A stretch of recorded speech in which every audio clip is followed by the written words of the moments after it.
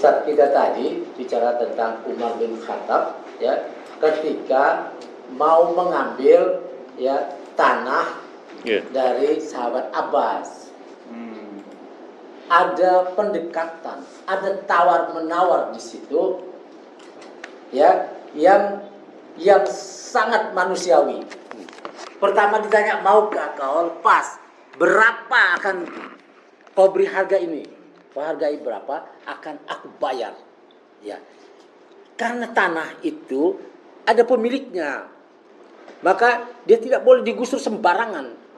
Umar bin Khattab seorang khalifah bisa saja menggusurnya, seperti undang-undang itu, undang-undang Cipta Kerja itu yang memberi peluang untuk menggusur rakyat. Jutaan rakyat akan kehilangan rumah-rumah mereka, lahan-lahan mereka, seperti di zaman company. Kita balik ya, setelah 79 tahun merdeka, Jokowi membawa kita balik ke zaman penjajahan itu dengan memberi pengusaha-pengusaha ini sama seperti company dulu.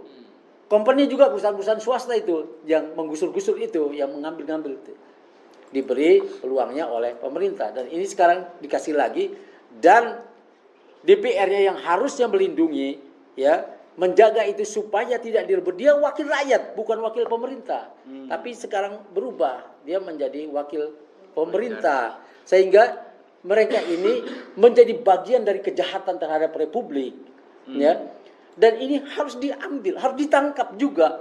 Bukan cuman pemerintah Jokowi yang harus ditangkap, tapi ini DPR ini yang bersidang tengah malam, yang tidak mau mendengar suara rakyat yang diwakilinya, yang Korea-Korea ini, ya, Korea-Korea ini, ya.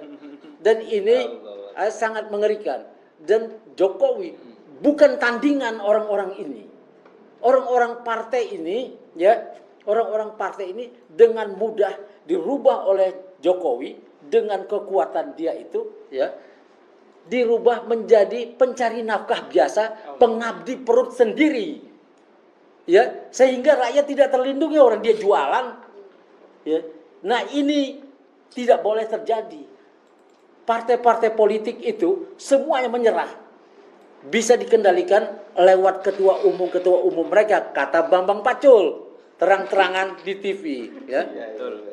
Korea ini ya, kalau mau ngomong sama ketua umum, yang di fraksi itu, yang di DPR, tidak ada gunanya.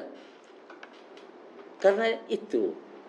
Nah, inilah yang membuat negara ini dalam bahaya besar, ya, masuk ke dalam penjajahan baru yang taruhannya adalah rakyat. Rakyat yang sudah tidak dibantu, tidak pernah minta apa-apa, mau diambil pula tanahnya. Terus kita ketawa-ketawa di sini. Tidak benar, ya. Kita bagian dari rakyat yang itu, yang anak cucu kita, tetangga kita, mukanya semua korban itu mirip kita. Tidak ada yang mirip Ahok, tidak ada yang mirip Aguan, tidak ada yang mirip Tommy Winata. Mukanya mirip Slamet, mirip ini nih, moderator Arif, mirip Ajis, mirip Ustadz kita nih.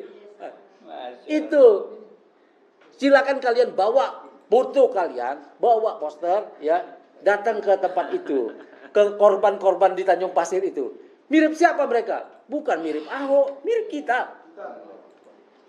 Karena itu persaudaraan kebangsaan ini, saudara-saudara sebangsa ini sedang dalam bahaya besar, dimiskinkan, direbut tanahnya. Ya, Umar bin Khattab bilang kepada Abbas, akan aku ganti. Di mana kau suka, akan aku siapkan rumah yang sama seperti yang kamu punya sekarang. Inilah yang harus dilakukan ketika mau mengambil Rempang. Tapi jangan ambil tempat yang sudah ada penghuninya, masih banyak pulau-pulau kosong. Kenapa ngambil itu?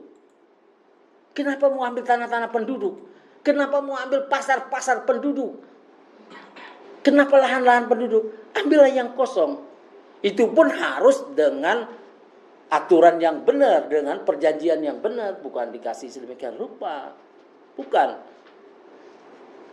Nah, kalau rakyat ini diam saja, maka terimalah nasibnya. Ya, setelah Kan ini sudah tunduk nih, semua partai sudah menjadi seperti itu, semuanya tunduk, semuanya masuk kolam. Terakhir masuk kolam PKS, masuk kolam, ya, berkumpul bersama P3, bersama PBB, bersama Grace Natali, bersama Partai Gelora, kemudian Golkar dan segala, semuanya sangat ringan dipegang oleh Jokowi dan dirubah jadi kecebong, ya, dengan mudah. Dari seorang manusia wakil rakyat dirubah jadi berudu, dimasuk kolam semua. Itu gimana? Ini orang-orang yang berpendidikan, bukan orang tidak berpendidikan, ya, bukan. Yang masih alot PDIP itu pun mulai gamang, ya, gamang. Sedangkan ormas sudah hampir mati semuanya. Terakhir menyerah Muhammadiyah, mau juga terima tambang bekas yang nanti akan berhadapan langsung sama rakyat yang protes. Tambang-tambang ini tidak akan membawa berkah. Jadi semua akhirnya ingin rebutan ghanimah yang sebetulnya sudah dijamin oleh Undang-Undang Dasar 45, 20% dari tambang itu adalah milik rakyat Indonesia yang sekarang ada dan bakal lahir. Ya, pemerintah lah yang mengelola itu dengan teknologinya dan segala macam. NU dan Muhammadiyah tidak punya teknologi tambang. Nanti akhirnya dijual juga kepada konglomerat itu. Ya, terus kita dapat apa? Dan ketika ada protes, yang datang adalah banser, ngelawan rakyat, karena si konglomerat yang besar-besar itu yang sudah mendapatkan luar biasa banyak, ya, yang nikelnya diekspor 5 juta ton, tapi di BI, ya, di negara kita sendiri laporannya 0, tidak ada ekspor karena ekspor dilarang. Tapi Cina melaporkan, ya, seperti ditelusuri oleh Faisal Basri. Ya, karena ada laporannya di Cina, ada impor dari Indonesia nikel 5 juta ton. Uangnya tidak ada di BI, tidak menjadi milik kita, siapa yang punya itu? Kalau memang kita cuma punya kebanggaan saja bahwa kita punya nikel, tapi tidak membuat kita jadi kaya, untuk apa? Berapa itu duitnya? 5 juta ton nikel. Ya, harga internasionalnya itu, ya, $165 per ton. Itu ada 5 juta ton.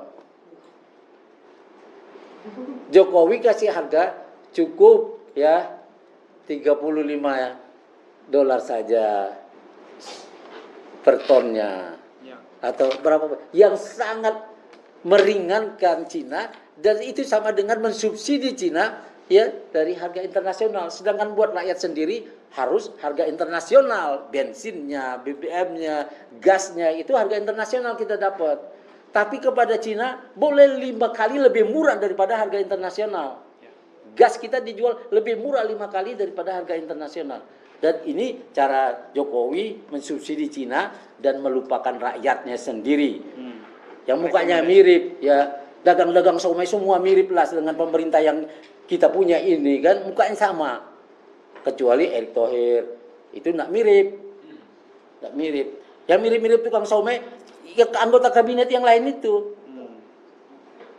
Mirip orang-orang yang digusur, mukanya sama. Sama juga sama kita, masalahnya kita ini mukanya sama seperti korban-korban penggusuran. Rekomendasi, ya, sekarang. Nah, itu. Sekarang, ya, kita tahu, ya, DPR sudah lunak, sudah beres, ya. Dan nanti tanggal 1 Oktober mereka demisioner. Kita tidak bisa mengejar mereka. Ini nih, kita kalah cepat dengan Jokowi sebetulnya. Jokowi sangat cepat bermain, ya, sehingga sekarang sedang memberi jalan kepada Gibran untuk menguasai Golkar. Barter dengan Ketua Kadin buat Anindya Bakri. Mau dikasih itu, tapi kasih kesempatan Gibran atau dirinya sendiri pegang Golkar untuk mengendalikan Prabowo. Nah, Prabowo sudah menerima 10 menteri yang diusulkan Jokowi, dan ini akan jadi batu sandungan. Nah, kesempatan Prabowo sekarang, ya ini rekomendasi buat Prabowo, coret semua 10 nama yang diberikan oleh Jokowi.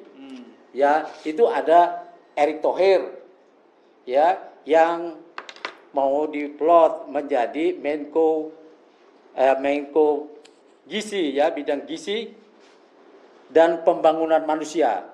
Itu Erick Thohir. Ya. Kemudian Menko Perekonomiannya tetap dipegang oleh Erlangga Hartarto, orang yang tersandera. Jokowi boleh coret ini karena rakyat tidak menghendaki orang-orang ini. Ya, ini kesempatannya Prabowo untuk mencoret itu. Kemudian Menko Polhukamnya dipegang oleh Tito Karnavian, ya, seorang fanatik Jokowi dan akan membuat Prabowo tidak bisa melangkah untuk melakukan perubahan, kecuali dia coret sekarang. Tapi tentu tunggu pelantikan dulu. Kalau mau sekarang itu lebih baik. Begitu dilantik sudah ada orang baru, karena 60 menteri ini kebanyakan. Ya, sekarang 34 menteri plus 7 wakil menteri. Tapi zaman Prabowo akan ada 51 menterinya plus wakil menteri. Nah, ini harus dicoret saja. Kalau yang lain-lain, ya kita bisa melihat orang-orang baru juga. Tapi Menteri Agama mau dipasang Yakut lagi yang sudah diprotes semua orang. Nah, ini boleh dicoret daripada membawa bencana buat kabinet Prabowo. Buang sekarang. Itu rekomendasi dari forum ini. Ya, kalau Menkesnya dan Badan Gizi Nasional akan dipegang oleh Dr. Terawan, itu bolehlah, masih punya harapan kita di situ. Tapi Menteri Keuangannya, Kepala Bappenas, ya, Kepala Bappenas ini mau dipegang SMI lagi, Sri Mulyani Indrawati. Artinya tidak akan ada alternatif baru, ya, untuk menghadapi para debitor, ya, pada para kreditor yang memberi kita utangan terlalu banyak. Si Sri Mulyani Indrawati memang jagonya cari utang.